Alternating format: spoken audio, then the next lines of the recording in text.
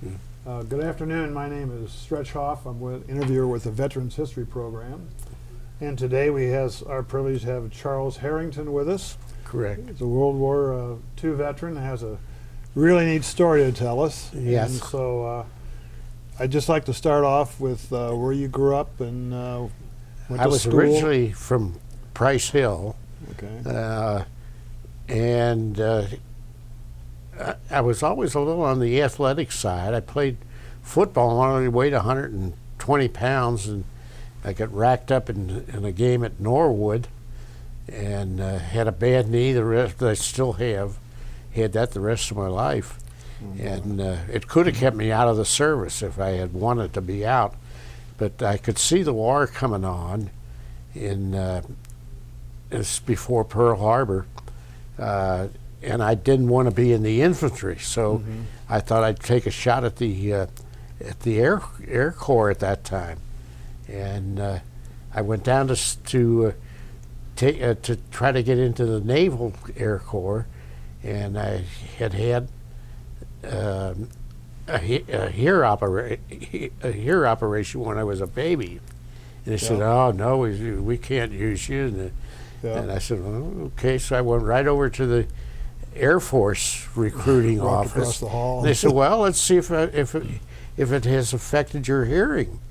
And they checked me out, and everything was okay. So I signed up to join the Air Corps, and from then on, I was accepted and went into the Air Corps before Pearl Harbor. I was in. Under the Army. I was in the Army Air Corps in Texas, got ready to go to flying school when Pearl Harbor hit. Nobody knew where Pearl Harbor was or what it was. How'd you hide your knee so you were... Yeah, I had to take a brace off to take the take the exam. You passed. And I had to always be very careful. I still have to be very careful with it because it goes out of place very easy. But I wanted to fly.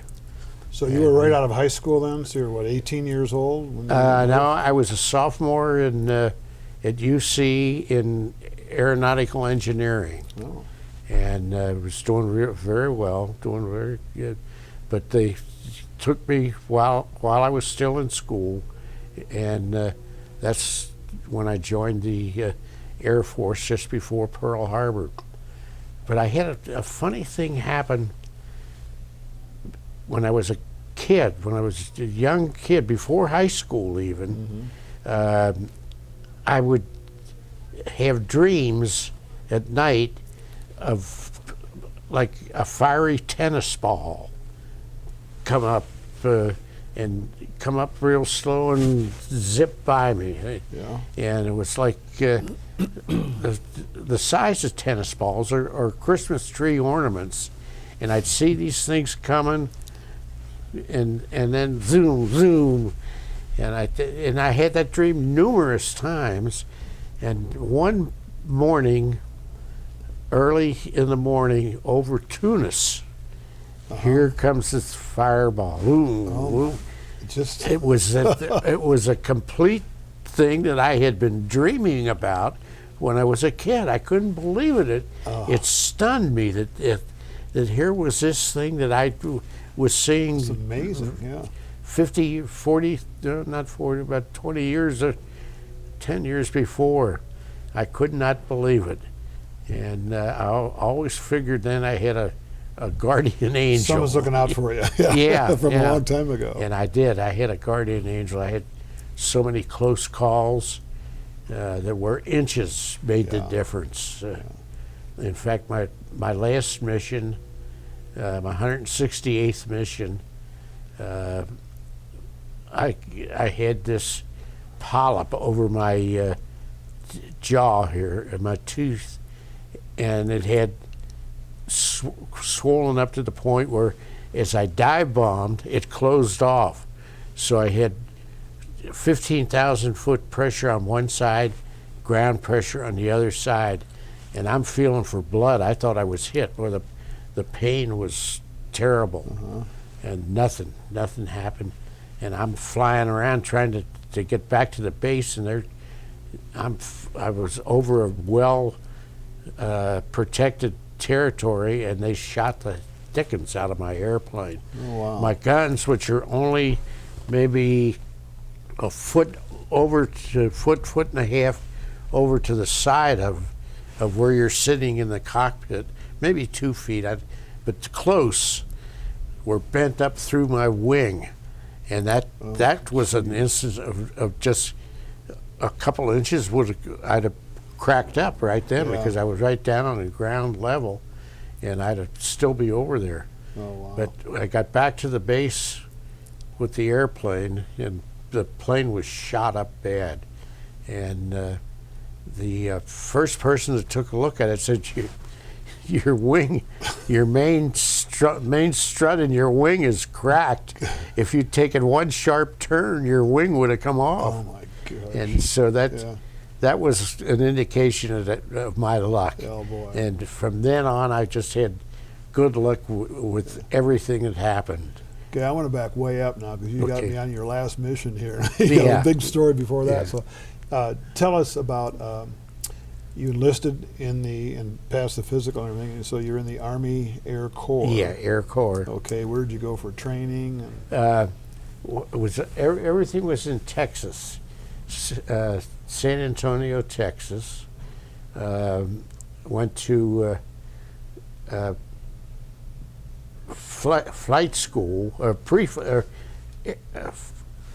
first, I forget what we called it. The first course was at what was it? I can't. Well, it was in Texas and. It was in Texas. Okay. But I had that. That's my memory is going that way. So's mine. Yeah. So I went to primary flight at this place in Texas. Then came back and went to basic training at Randolph Field. Mm-hmm. It's no longer an airfield. It's a medical center or something. But that was the West Point of the Air. Oh, really? Yeah, Randolph Field was called the West Point of the Air. And I took my basic there and then advanced at Victoria, Texas. And we had pretty slim training. And then we were sent to Baltimore to make up a new squadron. At that time, this is just after the war started. So what year is this then? 1942. 42? Okay. I graduated in July of 42. And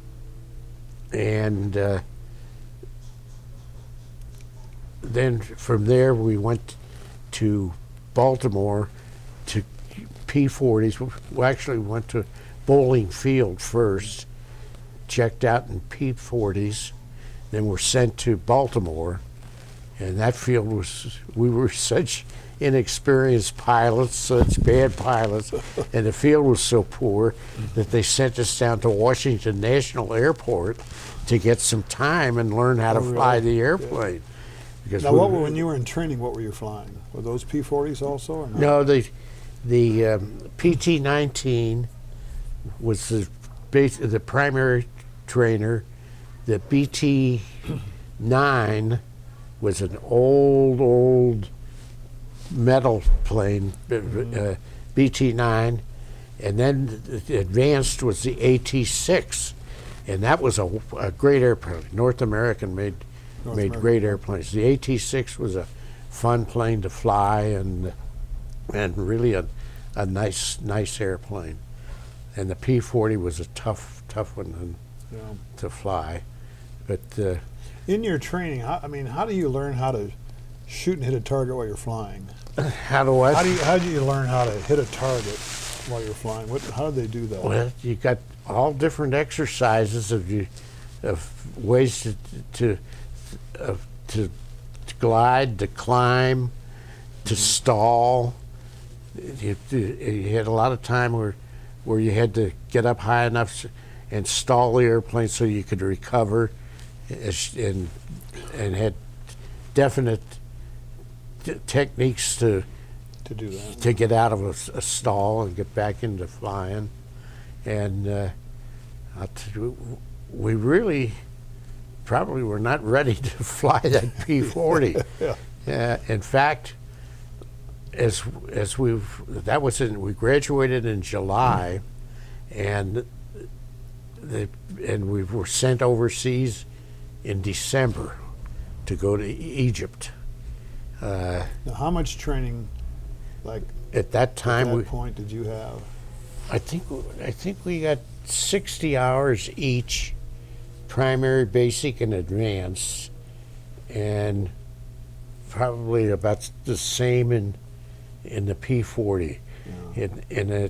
Nowadays they wouldn't let you taxi an airplane with the amount of time we had. I just think it's always amazing to me that we would send young kids like yourself up, It was. and just like, you want me to do what? You know? Yeah, it was. Yeah. It was bad because one of our squadrons lost so many men in training that they didn't get to go overseas with us. We were sent over and joined another outfit that was attached to the British. There weren't any Americans over there yet. Oh. And this 57th Fighter Group was attached to the British and doing all the Air Corps, Air Force work there. And we were attached to them because we only went over with 2 squadrons. 3 squadrons made a group. So we went to the 57th, and the other squadron from the 324th went to another group over there. Well, how many planes are in a squadron? Squadron 28. 28. Now, what? So did you? You were working with the British primarily then, in terms of Working what? with the British? Is that what Yeah. you're saying? Okay. Yeah, it was all Montgomery against Rommel. Yeah. And at that time, when we went into Egypt, into Cairo, we stayed in Cairo till they got all our stuff together. Before that, we went from Texas to in South America. The point, I forget what the name of Balaam or something like that in South America, and flew over on the Pan American Clipper. That was really living, man. Oh, yeah. Yeah. That was a And big we old clunker airplane. Yeah, we landed in Accra or Lagos, and our ships were sent over in boxes, and they put the P-40s together over in Accra. Really? And we timed them, slow timed them, and broke them in, and then took off across the desert to the middle of Africa, all the way over to Khartoum. From Khartoum, we went up the Nile Valley into Egypt, and that was all pre-combat time. Did you see the pyramids and the Sphinx? Oh, yeah. In fact, I've got a picture of all of us on camels in front of the pyramids. And if you take, I'm sitting on a camel here, and Everest is here. And as you went around the circle, every other pilot was killed. Really? Came up to me, and Everest would have been supposedly killed, and he and I were at the top and not killed. And he later became a brigadier general and flew. It was a question between him and Yeager as to who was going to break the sound barrier. Oh, really? And His name was Everest? Everest. Everest. And he's dead now. He died. But you would, they put the airplanes together in Africa? Africa. And you were where? Way east of Rommel and all that? Oh yeah, no, that was down the middle of Africa, and the Okay. fighting was up Yeah. here. Okay. And the Americans came in the other here from the west. Yeah. And there was something I was going to tell you about the. Normally, and things were really basic then. The squadrons would be as kids graduated from flying school, one or two of them be attached to this squadron and to other squadrons. Our whole graduating class was converted into a squadron itself, a new squadron that had about 5 fellas that had been in the service for maybe 2 years or year and a half, and they were the A flight leader, B flight, squadron commander, and everything brand new. So your mission then in Africa was what? Was the British would get us into a briefing, and they would say, we're going to attack at 6 o'clock tomorrow morning here. We expect to be here by 9 o'clock, and we want you to be dive bombing and strafing here and here and Like here. all of the tanks, Rommel's tanks Yeah, and things? yeah, Really? That's okay. tanks, and which was a loser. We couldn't even hurt the tank unless we hit him directly with the bomb, which is not that easy with that equipment. But that's where we really got all our training and what I forget what I was saying before. Okay. Well, what when you were doing that, what protection did the AfriCorps have against you? I mean, there was no Luftwaffe over there? And Oh yeah. but so you were facing that? Yeah, the Luftwaffe and they had all the guns on the ground, and Yeah, it changed. We were lucky to be attached to the British because they had some experience. The first Americans that came over in P-39s, they would be in echelon, which was our basic formation in a fighter squadron. Go over with your leader and on down the line, 6 planes in an echelon. They'd come back with nothing. The Germans would shoot the whole thing down, and the British said you got to do it differently. And so we devised a way that we had a leader here, a wingman, a leader here, and a wingman. So they operated individual as units. Those in each Those 4? each layer. We'd have 3 layers like that, but there'd be 2 that would, and if we were attacked, usually from the rear, we would say, okay, squadron so and so to turn about, left, go, and we would turn about. This group, these 2 would turn about, and so that we'd all come out facing the Germans as they were coming at us from the rear, and dive bombing. You didn't worry about the coming in from the rear, but you had a unit that was easily controlled. Trying to control 6 planes in an echelon was. Is an echelon like a layer of airplanes, or is this An echelon or would be, a wave? no, they'd call it an echelon. Boom, boom, boom, boom, boom, Okay. and all of them are going, just staying in that formation Okay. as you go. So you were there through the defeat of Rommel? Yeah, when we got there, we soon gained control of the air, which meant that they could not move. move supplies around, because we clobbered the dickens out of them. If we caught a whole train of trucks. Now, why did you gain? What happened that you gained control of the air? Were they not? We had more planes. And Better pilots for yeah, one. better pilots. Yep. That's true. Sure.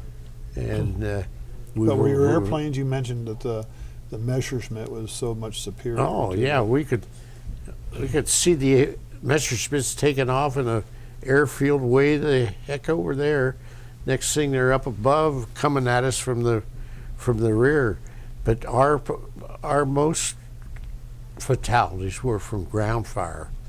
I got shot down one time with a hole no bigger than my finger. The only hole on the whole airplane. Cut the top half of my gas line. So were the Germans not supplying the airplanes eventually, or was it a matter of numbers or something? Yes, Russia. They were all up in Russia. Okay. If they hadn't attacked Russia, they'd have shoved us out of Africa without any problem. Yeah. Because they were coming close to getting the Suez Canal. Yeah. They were within 100 miles of Egypt, of Cairo. Yeah, it was a big mistake to go to Russia. Yeah. Oh, they had something like 200 units in Russia against 3 in Africa.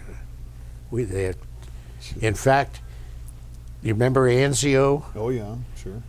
Anzio, there was no resistance to the landing at Anzio. Oh wow. The ships came in. The only guy that got shot was a German riding a bicycle up in the hills.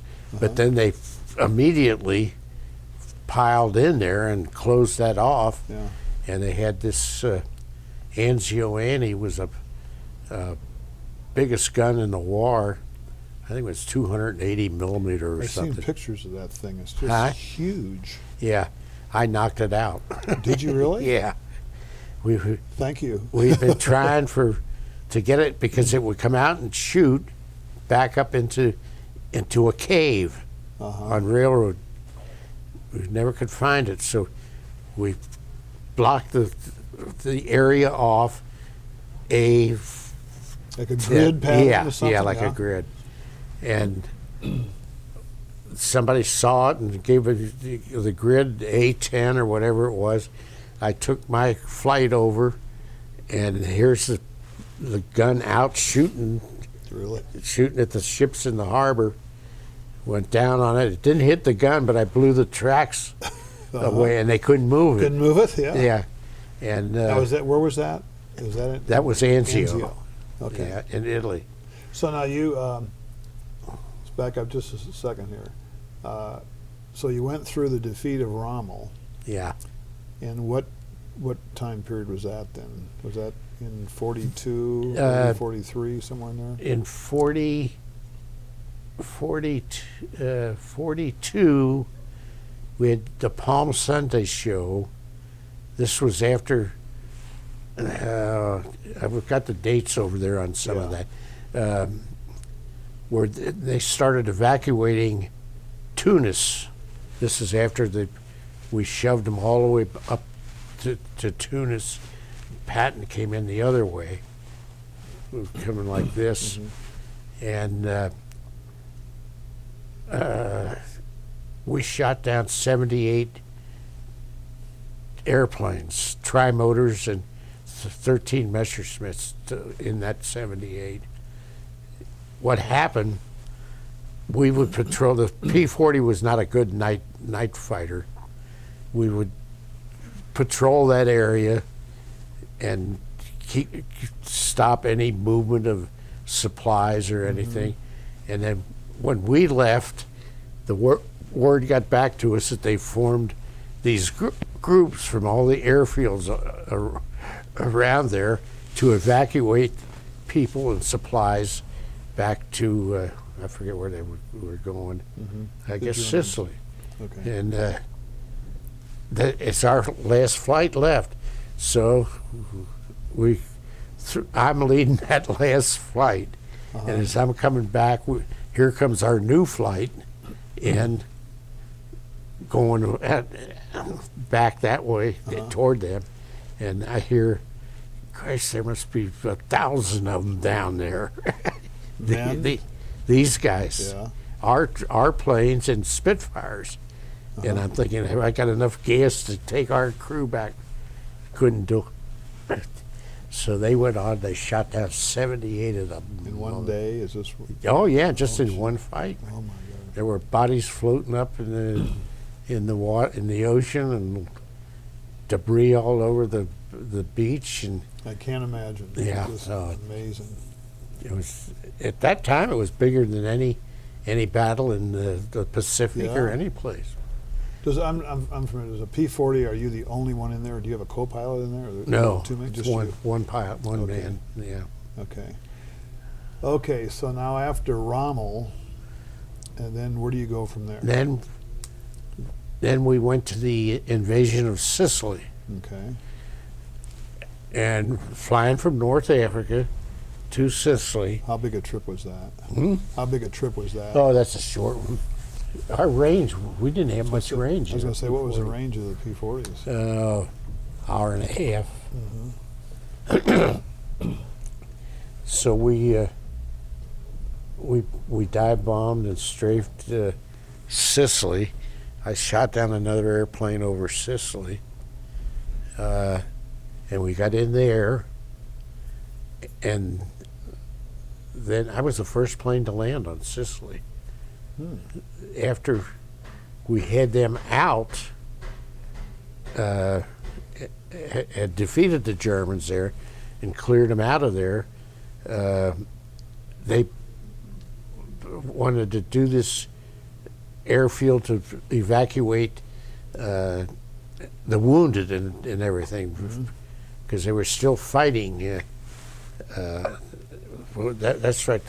We hadn't killed them all yet, and so they put this airfield over on the east side, Licata, I think it was, and they wanted to know if it was capable of handling the ambulance planes. So they said, Harrington, go Give it a shot. see what you think. And I went over and landed and took off, and it was okay. And so then they used that plane while they were still fighting in the other part of Sicily. And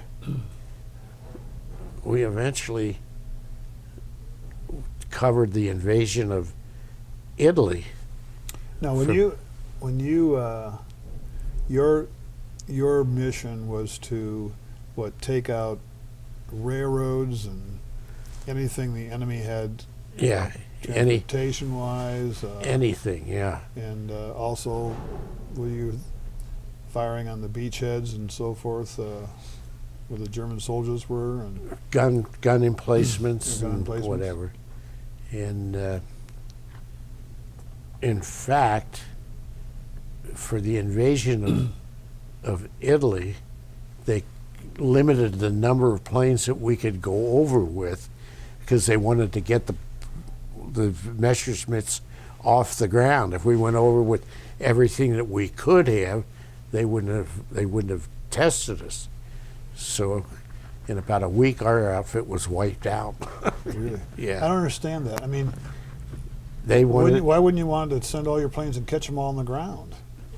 I don't know. That's the. It makes too much sense. Yeah, yeah.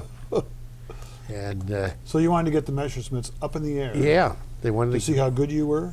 No, we didn't want them. Yeah. The generals Yeah. wanted to get them up off the ground, because they wouldn't come from further away to combat that. For some reason, they figured it'd be less, that if we went over with a huge amount of P-40s, that they wouldn't come up after us. But Then that was Italy then. What did the Royal Air Force, what kind of airplanes did they have? Spitfire, Oh, they had a Spitfire. and a Hurricane. They The both Spitfire was quite an aircraft, wasn't it? was the best airplane in the war up to the Mustang. P-51. Yeah. Yeah. And they flew top cover for us all the while we were in Africa. Oh, okay. So that was some protection.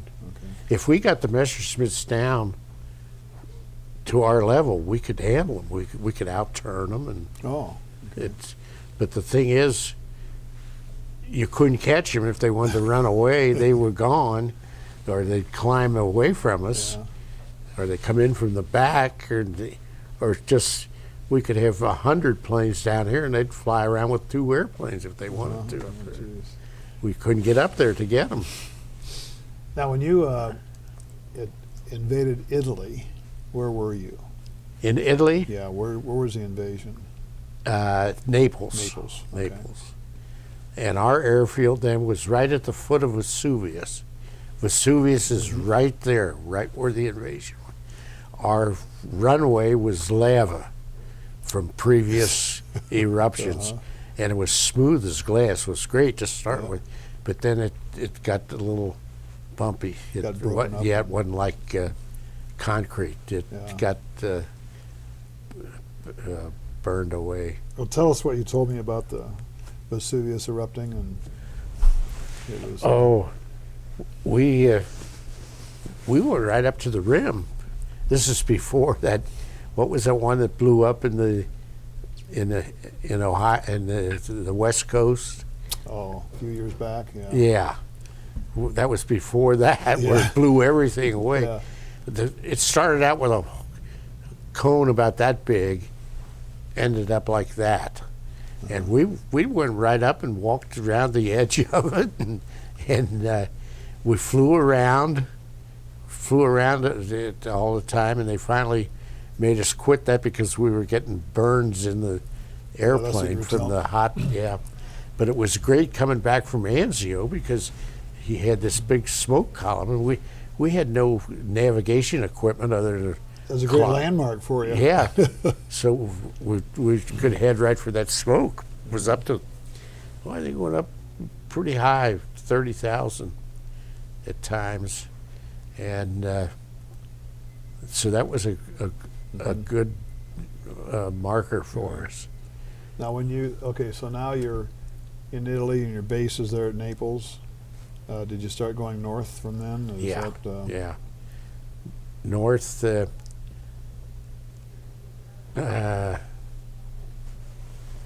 We were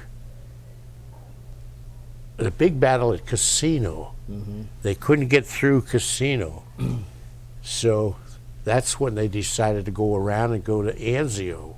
Mm-hmm.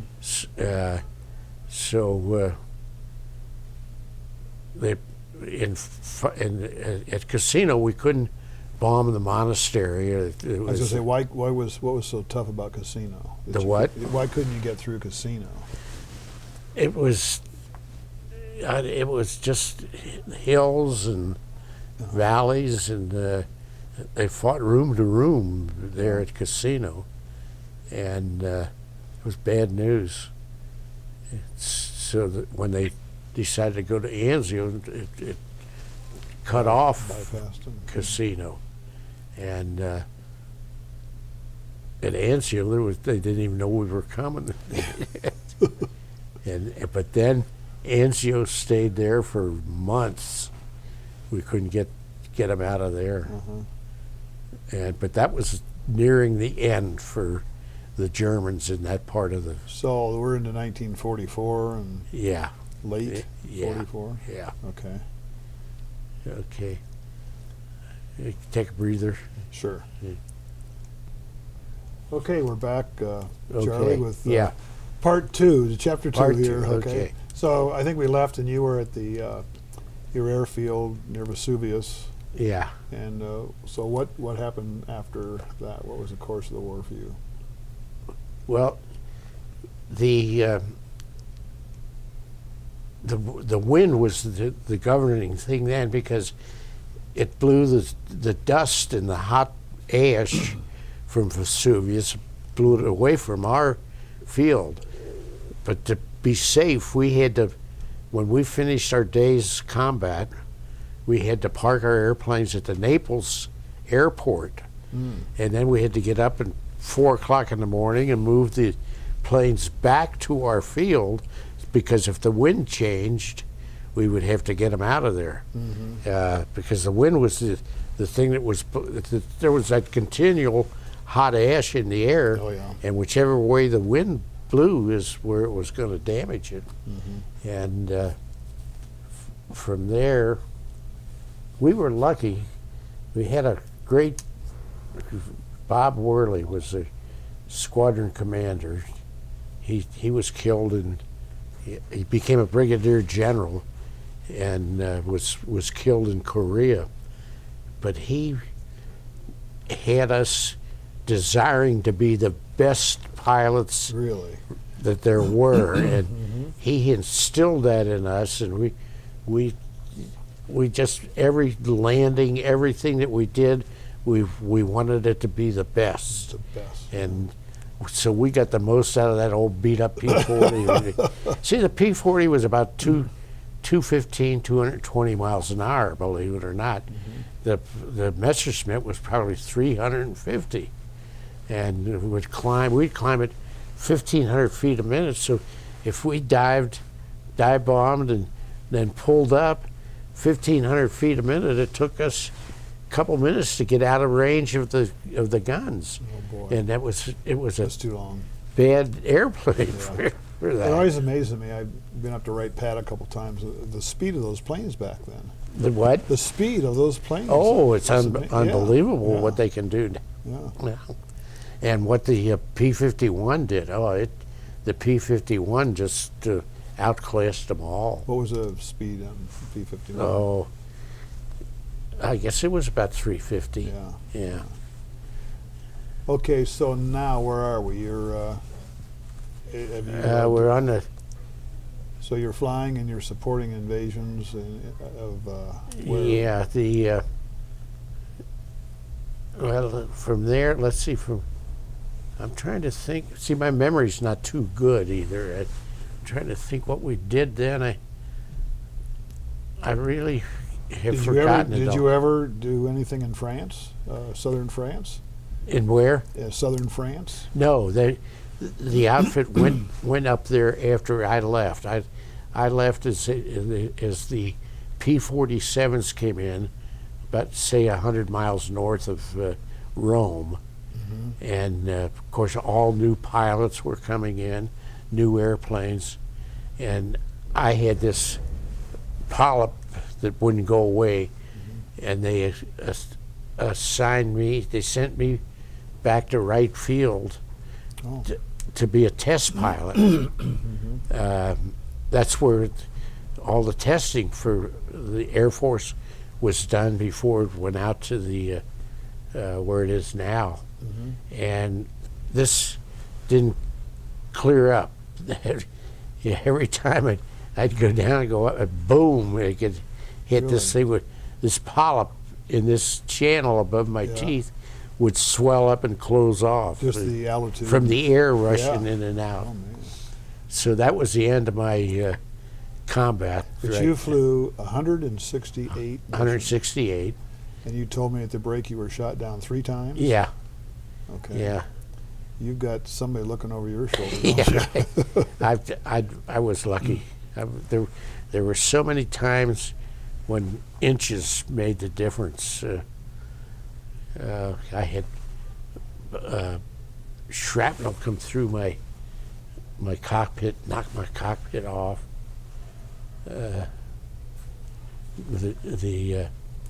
Knocked the guard off. The windshield and Yeah. okay. And I'm trying to think of some of the other close calls that I had that I'm not thinking. My memory. You mentioned one earlier where you landed and you had so many bullet holes in your airplane. Don't see how you even got back to the base. Yeah, that was the last mission. Yeah, that was the. Yeah. That- Okay, so what happened then if after you finished being a? Oh, I you were came back to Dayton? right field, Yeah. and then when this condition didn't clear up, there wasn't anything I could do because you had to have the altitude, and I couldn't do it with this polyp closing up all the time. So they put me in the inspection division, and I had about 30 men, 5 or 6 secretaries, and I would fly the specialists all over the country because we had Air Force inspectors in every place that manufactured Oh, okay. any part for the airplane. So you go to the suppliers. Yeah. So we would go in there and talk to them and find out what problems they had, and Kind of tame after 168 missions, wasn't it? I'm sitting there and I'm thinking, oh, I would have stayed in. In fact, Bruce Hunt stayed in and became a full colonel. And I would have too, but I was going nuts sitting at that desk, Yeah. flying 4 hours a month, Yeah. and so that So did you? I got out. You got out. Okay. Yeah. So now you came back to Cincinnati. came back to Cincinnati. Okay, and tell us about life after 168 missions. Oh, I work for Time Incorporated, Life magazine, in a program that they called listed in oh boy, I'm losing it now. They wanted to tie in products in the store to let people know that these were all products that were advertised in Life. Okay. And I did that. Sales function. Of Yeah, some- to- okay. I tied up Kroger's and had the whole chain was devoted to promoting advertised in Life. Mhm. Dow Drug was a big drug company at that Oh, yeah. time. I'm trying to think of a couple other things. I can't remember who else I did business with. And I made a call on what the heck was I calling on that Philco distributor? I forget why I was calling on him, but I had a presentation from Life. It had something to do with the advertising Sure. in Life. And I made a call on the distributor here, and they wanted to hire me in Philco. And that's before the freezers and the TV came out. There weren't any then. Yeah. And I called the Life and told them what was going on. They said, "Well, don't take that. Come on up here, and you can work here in Chicago, or I forget whether it was Chicago or Cleveland. Come on up here." And I said, I started thinking about it. And I had Cincinnati's a pretty good Cincinnati, place, yeah. Now, when did you meet your wife? Right after I got back from overseas, I was still in the service. In fact, I met her before I got out of the service. Our Holly, wasn't Sally born while we were still? She was born when we were in Dayton, wasn't she? Yeah. Okay. And I was still in the service when I met Mary, and we were married 58 years. Wow. Oh, what a beautiful, wonderful gal she was. Yeah. And Lucky man. yeah, I was lucky all my life. Yeah. And so you had how many children? I had 5, Mm-hmm. right? 6. Uh-huh. Yeah. All of them very successful, athletic. Holly, they wanted her to trained for the Olympics for diving. Yeah, I remember that. Yeah. Yeah. And Sally hits a hole in one when she takes up golf. She was the least Much to Rob's, yeah, she was the least athletic of the bunch. Kevin was a little fighter, boy. He was a tough one. And I've just been so lucky. No problems when I'm growing up through the drug Yeah. age, and I've been the luckiest guy in the world. Yeah. It's not all luck, though. It's you're doing something very right, you know. Yeah, I guess. Yeah. Let's see. What else? Anything else? Any other question you can think of? I'm running out of. I think just one last thing in the war. I think we talked at the break about. I just think it's amazing how you young guys very quickly got in those airplanes and started fighting. I just think it's incredible. It was. Because a couple of them. You had nothing to fall, nothing. Prior experience would have any input to that. I'd never been in an airplane. Yeah. But there were pilots that, after their first kill, they quit, wouldn't fly again. I won't get back in that airplane, Colonel. Because they killed somebody? Is that the... Yeah. Well, it's a tough thing to do. But that happened in a lot, Yeah. some of the riflemen, too, wouldn't shoot their guns. Yeah. Here comes the Chinese or whoever it was coming in, and it wouldn't...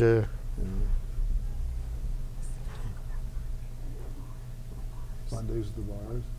The rendezvous, the bars after he left. The what? Something about the bars. He wanted you to talk about the rendezvous. The rendezvous at the bars. All your reunions at the bars you were telling us about earlier. Oh. Just The rendezvous was a... the reunions, I guess, yeah. He owned the rendezvous. Yeah. Oh, I'm sorry. That was the hangout for the ball club. Oh. Where was that? Right at 5th and Vine. It's really? gone now. The Yeah. hotel. That's why I'm not there anymore. They wouldn't renew my lease because they were going to build the hotel there, Yeah. and that's what. But I was there for 4 or 5 years, I guess. And that's where the you say the Reds would hang out Oh there? yeah, Yeah. they would come in after every game, and at one time I had 3 different ball clubs in there. The one club didn't get away, and the other club came in. But I didn't get as many Reds as I did the like Joe Torre and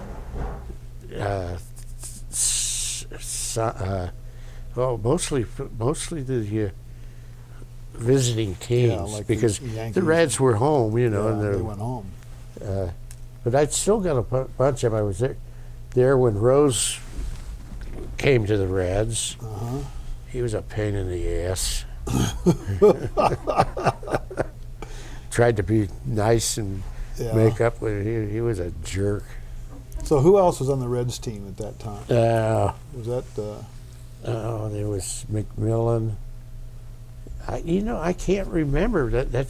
Those are things that just yeah? So you leave me. You remember what years those were? Those 4 or 5 years? It was when they had the big red machine. Okay, Yeah. so early 70s. And I had pictures and autographs on all these pictures. As soon as the season was over, out I pitched them all. And oh man, I had enough over a couple of years of collector's items. yeah. What a stupid. Did they listen to your war stories? No, nobody was interested. You'd be a in that. great guy as a bartender. I think you own a bar. Yeah. We didn't talk about the war at all. Yeah, though. a lot of people. Well, that's what they say. Your generation just didn't. Yeah. Yeah. Now they're starting to ask more questions about it than they were back when it was recent. Yeah. But I had a couple of saloons that I took that were going broke or in receivership. One out in Roselawn, and built them back up, and we had. So was this after you It's declined to go to Chicago and you were Yeah, saved, yeah, so you yeah. left that business? Then I got into the bar business. Was I in anything? What did I do after? Uh-huh. Worked with Kevin. You worked with Kevin? With Kevin, yeah. My son, he's sharp. He became a millionaire. Good for him. Yeah. Yeah. When he was, he started a blacktopping business, and he was too young to drive. So, Really? Yeah. So he had a friend of his would drive, and they would pick up the blacktopping, and finally he put his buddy into business, became one of the biggest blacktoppers in the city here. Uh-huh. When he was about 18, he bought a car for cash, you know. Uh-huh. And another time he worked for a heating company, and they kind of shoved him off to the side. Within a month, he was running the show. Boy, sharp, Yeah, that's real great. sharp. Yeah. That's great. Okay. Well, I think it's We've been so interesting. Blabbed enough. It's so interesting, and you I certainly hope had- I hit some high points. I can't. Anything you can think of, Hal? That I can't think of. Well, after being shot down 3 times and 168 missions Yeah. and all this, and some major wars in Africa, Yeah. this is fantastic. Boy, I was lucky. Yeah. Lucky. Well, thanks a lot, Charlie. Yeah. And thanks for your service. We Yeah. appreciate it. Oh And yeah. it's been fun talking with you. Just great. I forget so much now. You anymore. remembered a ton of stuff, I think. Yeah.